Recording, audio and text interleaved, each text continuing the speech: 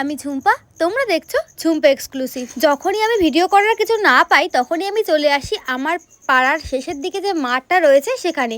এখানে তো আগে পুরোটাই বিল ছিল, এখন অনেকটা জায়গা জুড়ে বাড়ি হয়ে গেছে। তবে এই জায়গাটাকে দেখো, এই জায়গাটা যে এত সুন্দর এত সুন্দর। এখানে দেখো শিয়াল দুটোকে দেখা যাচ্ছে, তখনই জুম করে ভিডিওটা করেই রেখেছিলাম। তবে আজকে আমার ভিডিও করে দেওয়ার জন্য তেমন কেউই ছিল না, তাই মামা বাড়ি থেকে ভাইকে ডেকে আনিয়েছি। আমি ভাবতাম ও সেরকম খুব একটা ভালো ভিডিও করতে পারে না, তবে বেশ সুন্দরই কিন্তু ভিডিওগুলো করে দিয়েছে।